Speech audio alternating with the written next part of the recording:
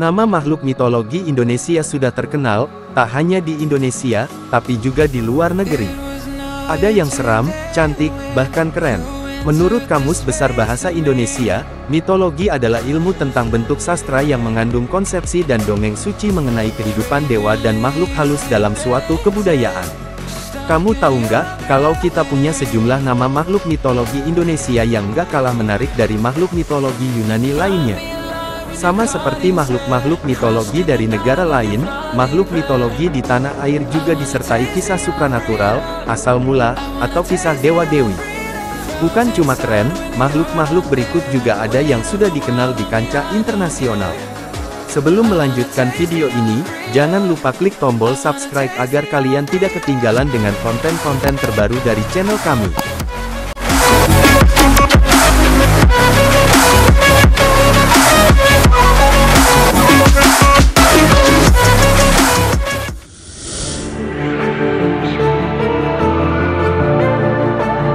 Garuda adalah salah satu makhluk antropomorfis mitologis dalam Hinduisme, Buddhisme, dan Jainisme. Garuda digambarkan bertubuh tertutup bulu emas, berwajah putih, dan bersayap merah. Paruh dan sayapnya mirip yang dimiliki burung elang, tetapi tubuhnya seringkali seperti manusia. Dalam salah satu kisah diceritakan karena ukurannya yang besar sehingga dapat menghalangi matahari. Kisah Garuda terdapat dalam kitab Mahabharata dan Purana yang berasal dari India. Berdasarkan agama Hindu, Garuda merupakan wahana Dewa Wisnu. Sedangkan dalam agama Buddha, Garuda merupakan Dhamapala atau Astasena. Dalam Jainisme, Garuda merupakan salah satu yaksa Tirtankara Santinata. Bangsa Jepang juga mengenal makhluk mirip Garuda, yang mereka sebut Karura.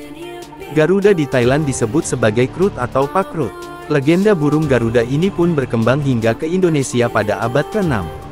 Burung Garuda itu sendiri melambangkan kekuatan, sementara warna emas pada burung Garuda itu melambangkan kemegahan atau kejayaan. Pada simbol Pancasila, burung Garuda digambarkan membuka paruhnya. Sebab, membukanya paruh Garuda ini melambangkan keberanian dan ketangkasan. Indonesia dan Thailand menggunakan Garuda sebagai lambang negaranya.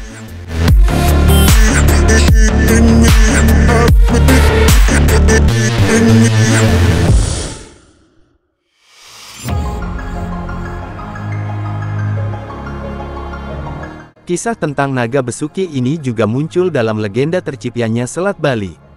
Selat Bali adalah sebuah selat yang memisahkan antara Pulau Jawa dan Bali. Menurut kisah, kedua pulau tersebut merupakan kesatuan daratan yang akhirnya terpisah karena peristiwa ajaib di daerah itu. Alkisah, seorang Brahmana sakti bernama Sidi Mantra bertapa di Gunung Agung. Ia seorang pendeta yang kaya raya dan terkenal sakti mandraguna.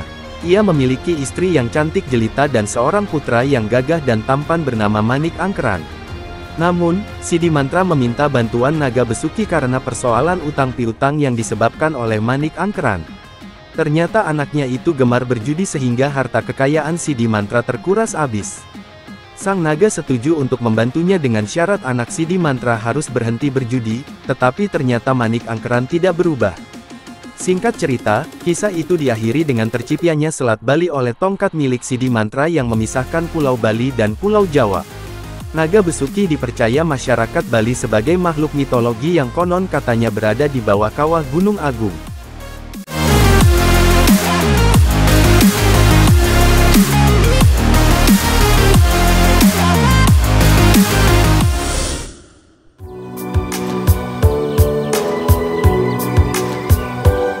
Jika naga besuki digambarkan sebagai naga yang besar dan sakti, berbeda dengan naga kecil bernama Warak Ngendok asal Semarang. Kata warak sendiri berasal dari bahasa Jawa yang bermakna badak. Namun demikian, pendapat lain mengatakan warak berasal dari bahasa Arab yang bermakna suci. Dan ngendok disimbolkan sebagai hasil pahala yang didapat seseorang setelah sebelumnya menjalani proses suci. Secara harfiah, warak ngendok dapat diartikan, siapa saja yang menjaga kesucian di bulan Ramadan, kelak di akhir bulan akan menerima pahala pada hari Lebaran. Warak ngendok merupakan hewan mitologi yang menjadi simbol kerukunan tiga etnis di Semarang, Jawa Tengah. Warak ini mengambil wujud burak dengan kepala naga dan berkaki 4 yang merupakan perpaduan antara kebudayaan 3 etnis yang ada di Semarang, yaitu Arab, Cina, dan Jawa. Warak ngendok menjadi simbol akulturasi unsur kebudayaan lokal saat Raden Pandanaran menyebarkan agama Islam di wilayah Semarang.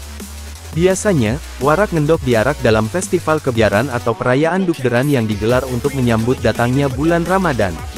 Warak ngendok memiliki tubuh bersisik, mulut bertaring yang menganga, dan wajah yang cukup mengerikan sebagai lambang hawa nafsu yang harus dilawan.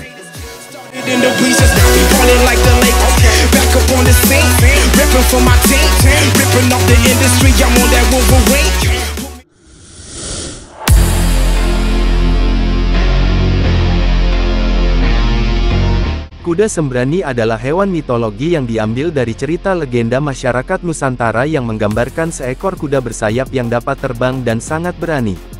Dalam cerita pewayangan kuda sembrani adalah kuda tunggangan Batara Wisnu. Sementara menurut hikayat rakyat Jawa, sembrani merupakan alat transportasi bagi raja, ratu dan senopati yang konon menurut cerita bila bepergian selalu menggunakan kuda sembrani agar dapat dengan mudah dan cepat sampai di tujuan. Dalam budaya populer, kuda sembrani sering dianggap sama dengan Pegasus, meskipun keduanya berbeda. Sebuah padanan yang lebih tepat untuk kuda sembrani mungkin adalah kuda terbang atau kuda mistik. Konon, satu kepakan sayap kuda sembrani bisa menempuh jarak sejauh ratusan kilometer. Bahkan transportasi kuda sembrani disebut digunakan oleh para raja-raja Jawa untuk berangkat ke Mekah untuk menunaikan ibadah haji. Jika di luar negeri banyak legenda tentang kuda-kuda mistik yang punya kemampuan magis. Nama kuda seperti kuda Pegasus atau kuda unicorn dikenal sebagai hewan-hewan mitologi yang terkenal karena kemampuan magisnya, seperti bisa terbang atau menyembuhkan segala penyakit. Kuda sembrani diceritakan dalam kisah pada masa pemerintahan Sultan Agung, raja terbesar Mataram Islam.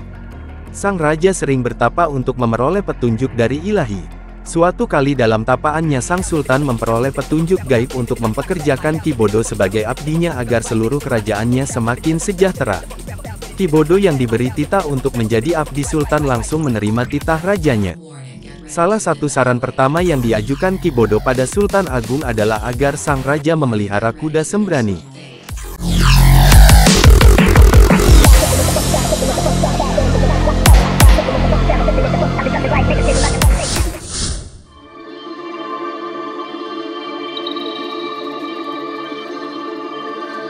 Nyi Roro Kidul atau Nyai Roro Kidul adalah sesosok dewi legendaris Indonesia yang sangat populer di kalangan masyarakat Pulau Jawa.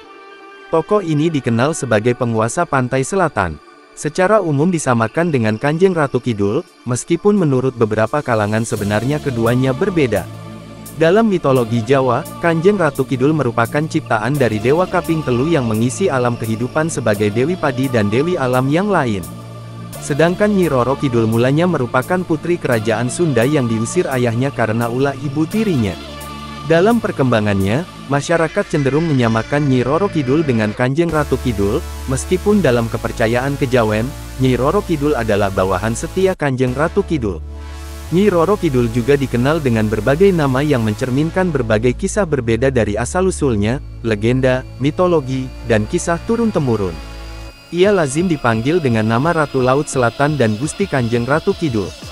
Menurut adat istiadat Jawa, penggunaan gelar seperti Nyai, Kanjeng, dan Gusti untuk menyebutnya sangat penting demi kesopanan. Orang-orang juga menyebutnya sebagai Eyang. Dalam perkembangan politik di Jawa sebelum era kerajaan Mataram Islam, disebutkan bahwa Panembahan Senopati, kakek dari Sultan Agung melakukan semedi di pantai selatan. Hal itu dilakukan guna memohon petunjuk untuk memenangkan peperangan melawan Sultan Pajang. Konon, semedi yang dilakukan Panembahan Senopati sangat tekun hingga membuat istana Ratu Pantai Selatan porak-poranda. Ratu Kidul keluar karena tertegun melihat seorang yang gagah tengah bersemedi. Sang ratu pun jatuh hati dan bersimpuh di kaki Panembahan Senopati. Setelah bercinta selama 3 hari 3 malam, Ratu Selatan berjanji akan membantu Panembahan Senopati melawan Sultan Pajang dan akhirnya berhasil. Untuk mengenang peristiwa ini, Sultan Agung membuat tarian bedaya yang mengisahkan cinta Panembahan Senopati dengan Ratu Kidul. Dalam perkembangannya, tarian itu menjadi tradisi wajib saat penobatan Raja Baru di wilayah Mataram Yogyakarta maupun Surakarta.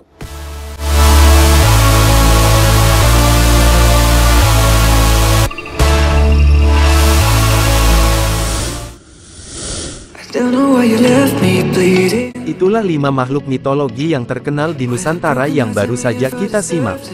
Terima kasih telah nonton video kami dan sampai jumpa di video selanjutnya. That we had something special till you end up all this way.